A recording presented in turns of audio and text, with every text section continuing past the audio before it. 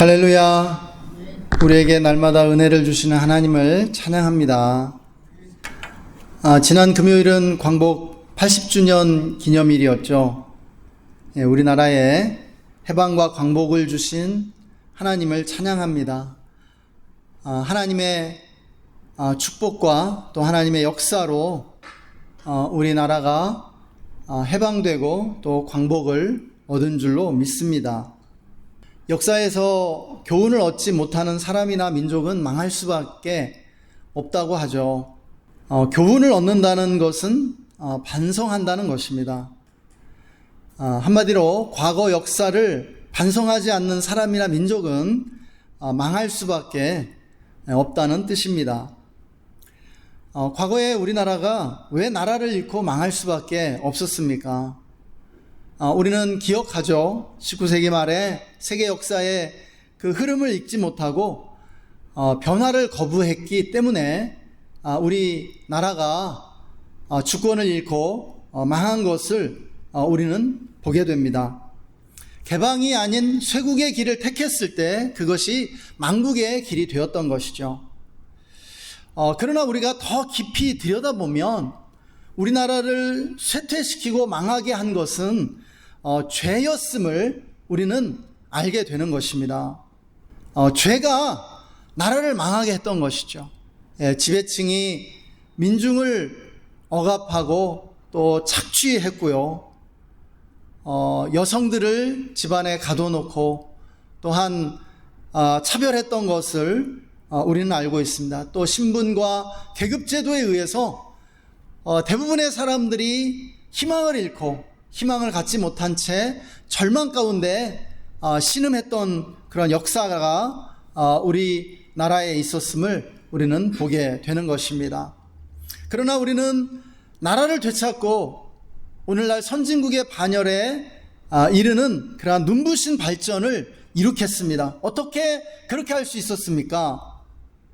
변화했기 때문이었습니다. 과거에 죄를 청산하고 변화했기 때문에 우리는 나라를 되찾을 수 있었고 또한 오늘날 선진국의 반열에 이르는 놀라운 그런 발전을 이룩할 수 있었다는 것이죠. 이것은 단순한 변화가 아니었습니다. 과거에 대한 그러한 철저한 반성과 과거의 죄악을 버리고 끊임없는 변화를 이루어냈기 때문에 우리가 성취할 수 있었던 그러한 발전이었죠. 뼈를 깎는 그러한 변화의 노력들이 있었습니다. 죄와의 투쟁이 있었던 것이죠. 그 결과 우리는 나라를 되찾았고요. 우리가 광복절을 통해서 이것을 기념할 수 있게 된 것입니다. 또 전쟁의 폐허에서 번영을 일구어냈습니다. 할렐루야. 그것은 바로 하나님의 축복이었고 우리 민족이 죄를 청산하고 죄와 투쟁한 결과였다라고 저는 믿습니다. 성경은 우리 인간이 만나는 모든 문제들이 인간의 죄 때문에 발생한 것이라고 가르쳐 줍니다. 성경이 가장 심각하게 생각하고 다루는 문제가 바로 이 죄의 문제입니다. 바로 이 죄가 인간을 저주와 고통과 불행과 비참함으로 몰아넣고 있는 것이죠. 오늘날 우리 사회에 많은 문제들이 있습니다. 인구 절벽의 문제, 또 경제의 문제, 정치적 양극화의 문제, 또 빈부격차가 점점 심해지고 경제적으로 양극화되고 있는 이러한 문제들, 실업의 문제들, 환경의 문제들, 많은 문제들이 있죠.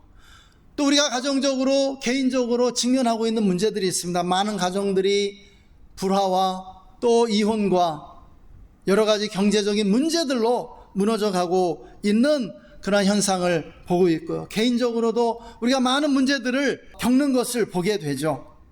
여러분, 이러한 문제들이 무엇 때문입니까? 죄 때문이라는 것이에요.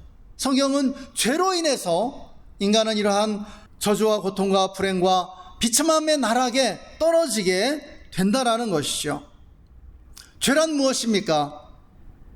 성경은 이 죄가 무엇인지를 심층적으로 보여주고 있는데요. 하나님께 불순종하고 하나님으로부터 떠남으로 이 죄는 시작되고 있습니다. 죄가 무엇인지를 밝히 드러내주는 것이 율법이죠. 율법의 기능은 죄가 죄라는 것을 드러내주는 그러한 역할을 하는 것입니다. 이 율법의 기초가 되는 것이 십계명이죠. 여러분, 이 십계명이 바로 이 율법의 기초입니다. 1계명은 너는 나 외에는 다른 신들을 내게 두지 말라라고 말하고 있는데요. 오늘날 얼마나 많은 신들을 우리 현대인들이 섬기고 있는지를 우리는 보게 됩니다. 이것이 죄입니다. 또 2계명은 너를 위하여 새긴 우상이나 어떤 형상도 만들지 말며 그것들에게 절하지 말라. 우상 숭배를 금하고 있는데 얼마나 많은 우상들이 우리에게 있습니까? 돈의 우상, 자녀의 우상, 쾌락의 우상. 오늘날 너무나 많은 사람들이 이 우상을 섬기면서, 나의 우상을 섬기면서 우상을 두고 있는 것을 우리는 보게 되는 것이죠. 또 3계명은 너는 내 하나님 여호와의 이름을 망령되이 일컫지 말라고 했는데 얼마나 이 하나님의 이름을 모욕하고 이 하나님의 이름을 비난하고 있습니까? 또 4계명은 안식일을 기억하여 거룩하게 지키라 명령했는데 오늘날 사람들이 휴일을 중요하게 여기고 휴식을 사랑하고 있습니다. 그러나 이 휴일을 거룩하게 지키지 않죠. 이 안식일의 그 의미는 하나님을 기억하고 예배하는 것이었는데 오늘날 사람들은 휴식 그 자체를 섬기면서 휴식만을 원하는 것을 보게 되는 것이죠. 5계명은 내 부모를 공경하라 말씀하고 있는데 얼마나 오늘날 부모 공경이 사라지고 있습니까? 더 이상 사람들이 부모를 공경하지 않고 섬기지 않는 것을 보게 됩니다. 6계명은 살인하지 말라 말씀했는데 오늘날 얼마나 많은 살인 사건들이 일어나는지 모릅니다. 서로를 미워하고 증오하는 것이 정말 이 세상의 가장 보편적인 죄가 된 것을 우리는 보게 되는 것이죠. 7계명은 간음하지 말라 했는데 오늘날 가장 흔한 죄가 되었죠. 8계명은 도둑질하지 말라 말씀했는데 사람들이 서로의 것을 도둑질하는 것을 보게 됩니다. 또 9계명은 거짓 증거하지 말라 말했는데 사람들이 너무나 거짓말을 많이 하죠. 우리는 뉴스를 통해서 그 수많은 거짓말들을 접하게 됩니다. 마지막 10계명은 내 이웃의 집이나 아내나 남종이나 여종이나 내 이웃의 그러한 소유를 탐내지 말라 했는데 오늘날 사람들이 가장 많이 범하고 있는 죄가 이것이죠. 탐심의 죄입니다. 내 이웃의 집이나 아내나 남종이나 여종이나 그 소유를 탐내고 있는 것들을 우리는 보게 되는 것입니다. 여러분, 달라스 윌라드는 오늘날 우리 현대인들이 이 10계명만 제대로 지켜도 우리 사회와 우리 개인들이 만나고 있는 이 문제의 사회 문제, 개인적 문제의 80% 이상은 해결될 것이라고 말해 주었는데요. 빈말이 아닙니다. 정말 이 10계명만 우리 현대인들이 지켜도 오늘날 사회 문제의 80%는 사라질 것이라는 사실입니다. 예수님은 우리가 당면한 모든 문제들을 해결해 주기 위해 이 땅에 오셨습니다. 여러분 믿으십니까? 여러분, 예수님은 문제 해결자로 우리에게 찾아오신 것이에요. 주님은 우리의 구원자가 되신다라고 말씀하시는데요. 여러분, 구원은요, 문제 해결을 의미하는 것이죠. 그래서 주님은 우선적으로 이 모든 문제의 근원이 되는 우리의 그 죄의 문제를 해결해 주셨습니다. 예수님이 우리 죄를 대신해 십자가에 못 박히고 죽으심으로 우리의 죄를 대속해 주신 것이죠. 이제 우리는 예수님을 믿음으로 모든 죄를 용서받고 의로워지게 되었습니다. 여러분 믿으시죠? 아멘. 그러나 여러분, 이 죄의 문제는 예수님을 믿어 은혜를 받고 용서받음으로 완전히 해결되는 것 아니죠. 여러분, 주님은 우리에게 회개하라고 요구하셨습니다. 회개는 무엇입니까? 단순히 우리가 죄를 인정하고 고백하고 용서해 달라고 기도하는 것이 아니죠. 그것은 단지 시작일 뿐입니다. 여러분, 죄를 뉘우치고 용서를 구하는 것, 그리고 그 용서의 은혜를 받고 우리가 용서받는 것은요, 회개의 출발점입니다. 여러분, 회개의 진정한 의미는요, 죄로부터 완전히 돌이켜 죄를 떠나는 것입니다. 죄를 버리고요, 죄된 행실을 고치고 바꾸는 것, 변화되는 것, 그것이 회개의 참된 의미라는 것이에요. 로마서에서 죄는요, 인간 존재 안에 거하는 권세이자 불법적인 세력입니다. 여러분, 죄는 아주 강력한 권세와 불법적인 세력으로 우리 안에 거하고 있다고요. 여러분, 인간에게는 원죄가 있어서 첫사람 아담으로부터 이 죄가 혈통적으로 우리 인간에게 유전되고 있습니다. 우리 모두가 그 죄의 그 유전을 받은 것이에요. 이것이 원죄입니다. 그리고 이 원죄를 통해서 인간 안에 이 죄성이 형성되었는데, 이 죄성은 얼마나 강력한지 인간은요, 죄를 거부할 수가 없습니다. 범죄하기를 멈출 수 없다고요. 죄의 요구를 거역하거나 죄의 명령에 반항할 수조차 없습니다. 그것이 인간의 존재입니다. 그만큼 죄가 강력하다는 것이죠. 그런데 우리에게 복음이 주어졌습니다. 우리에게 복음이 왔습니다. 이 복음은요, 예수님이 죄의 세력을 멸하시고 정복하셨다는 것이에요. 할렐루야. 우리가 예수님 믿고 영접할 때요, 예수님의 은혜를 받고 용서함을 받을 때요, 우리는 죄에 저항할 힘과 권세를 받게 되는 것이죠. 죄의 세력을 멸하시고 정복하신 예수님으로 인해서 말입니다. 그래서 예수님은 우리에게 변화의 출발점이 되십니다. 예수님은 우리의 변화를 가능케 하십니다.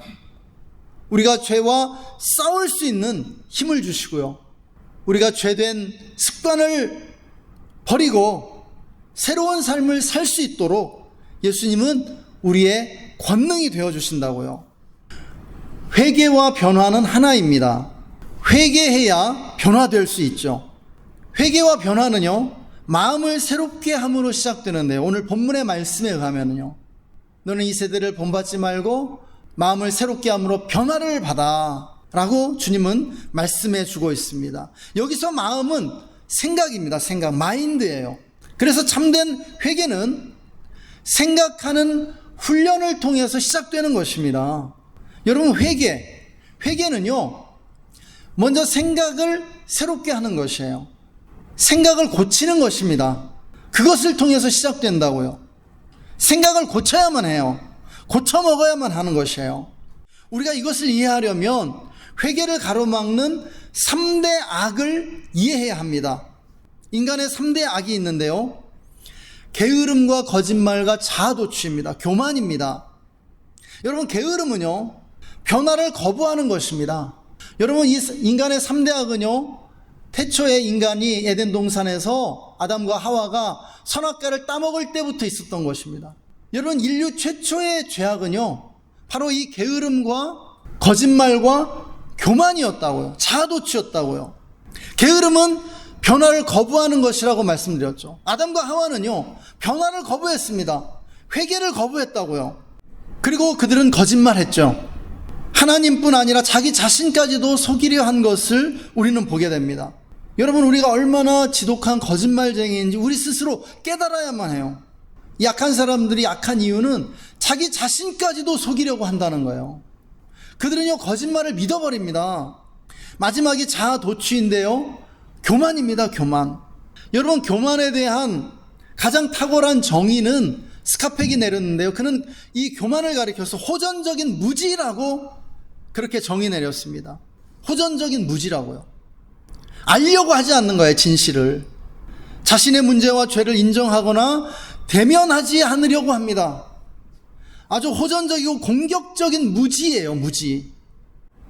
그래서 자기 자신에게조차도 거짓말을 하고 속이는 것이죠. 이것이 자아도취, 교만의 특징입니다.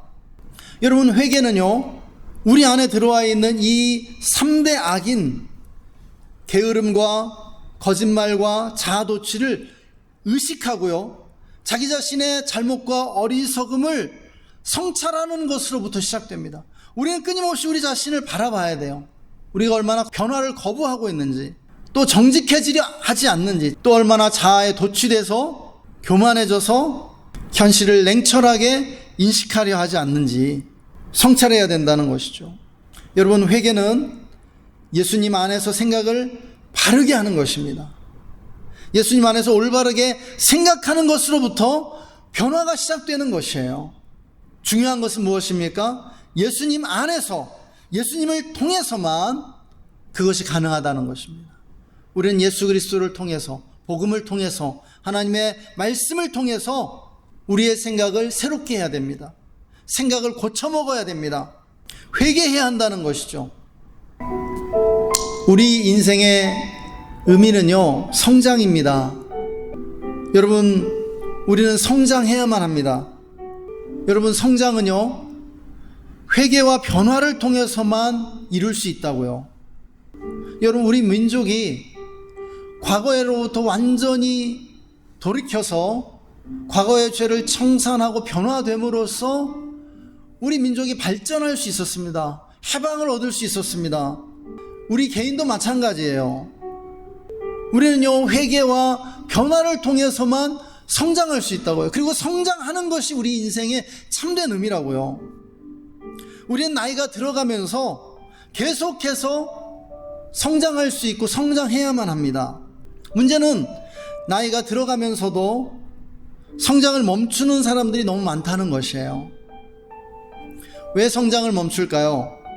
왜 성장을 멈춥니까? 변화하려 하지 않기 때문이에요. 변화를 거부하는 거죠. 왜요? 게으르기 때문에. 그냥 머물러 있고 싶은 거예요. 새로운 시도를 하기 싫은 거죠. 에너지가 필요하니까. 아이, 뭐 나이 먹어서 뭐 그래, 그냥 나 이대로가 좋아요. 아이, 뭐 이 나이에 뭐 변화가 필요해요. 그냥 나 옛날 방식 그대로 살겠어요. 이러한 마음으로 사는 것이죠. 변화를 기뻐하지 않는 겁니다. 아, 나 변화 싫어. 나 옛날 게 좋단 말이야. 나 그냥 옛날 방식대로 그냥 살게요. 여러분, 이것이 게으름이요, 인간학의 뿌리입니다. 여러분, 기독교는요, 변화를 믿습니다. 여러분, 우리는 예수님 다시 오실 때 영광에서 영광으로 변화될 것이에요. 부활의 몸으로 우리는 다시 살게 된다고요. 그런데요, 이 변화는요, 마지막 날 일어나는 게 아닙니다. 우리가 예수님을 믿는 순간부터 일어나야만 하는 거예요. 우리는 변화되어야만 해요. 예수님은 변화를 요구하고 계시더라고요. 명령하셨더라고요. 여러분, 게으름은, 변화를 거부하는 게으름은 인간 악의 뿌리입니다. 우리는 변화를 기뻐하고 변화를 추구해야 합니다. 그것이 그리스도인입니다. 어떤 변화예요? 예수님이 원하시는 변화는요, 선을 향한 변화죠. 성경이 우리에게 요구하는 것은 회개를 통한 변화입니다. 죄의 습관과 죄의 사슬을 끊어버리고 선을 향해 나아가는 거예요. 우리는 날마다 이 연습을 해야 하는 것입니다. 인간은요, 강한 의지만 있다면 변화될 수 있습니다. 인간이 변화되지 않는다고요? 인간은 변하지 않는다고요? 반은 맞고 반은 틀립니다. 게으른 사람들은 변화되지 않아요. 그러나 변화되는 사람들이 있다고요. 여러분, 젊음 이후에 인생의 의미는요, 젊은 시절의 어리석음과 실수를 끊임없이 교정해 나가고 발전하는 데 있는 것이죠. 여러분, 더 지혜로워지고 성숙해지는 것이 나이 들매 의미입니다. 가치입니다. 여러분, 인간성의 본질이 뭔지 아세요? 변화될 수 있다는 거예요. 인간은요, 바지에 똥을 싸면서 시작이 됩니다. 인간의 삶은요, 바지에 똥을 싸는 존재로 인간의 삶은 시작되는 거예요. 그런데요, 끊임없이 변화돼요. 자기 자신을 훈련하고요, 성장하는 것이에요. 그래서 지금의 우리가 되었습니다. 그런데요, 계속해서 변화되어 나가야 된다고요. 의지만 있다면 변화될 수 있습니다. 하나님이 인간에게 주신 가장 큰 축복 가운데 하나가 이 의지라고요. 강한 의지라고요. 인간은요, 선택할 수 있어요. 변화될 수 있습니다. 여러분, 의지를 가지고 변화되는 것이 인간성의 가장 고귀한 측면이에요. 주님이 우리의 의지를 새롭게 해주시기를 소망합니다. 오늘 말씀은요, 오직 마음을 새롭게 함으로 변화를 받으라고 말씀해주고 있습니다. 그 변화의 방향은요, 하나님의 선하시고 기뻐하시고 온전하신 뜻이에요. 그리고요, 이제 믿음의 분량대로 지혜롭게 생각하라고 말씀합니다. 여러분, 생각이 중요한 것입니다. 우리는 생각하는 법을 끊임없이 배워야 돼요. 하나님의 말씀 앞에서, 예수님 안에서요. 그리고 우리 자신을 뜯어 고쳐 나가야 됩니다. 우리의 결점들을요, 우리의 그러한 잘못들을요. 주님은 오늘 그것을 우리에게 원하신다라고 믿습니다. 우리 이 시간에 다 함께 기도하겠습니다. 이 시간 함께 우리가 정말 주님 안에서 마음을 새롭게 함으로 변화를 받게 해달라고, 우리가 예수님 안에서 올바르게 생각하게 해달라고, 우리 안에 있는 게으름과 거짓말과 자아도취를 깨닫고 의식하면서 정말 우리 자신을 뜯어 고치게 해달라고, 예수님의 형상으로 변화되게 해달라고 우리 시간 함께 기도하겠습니다.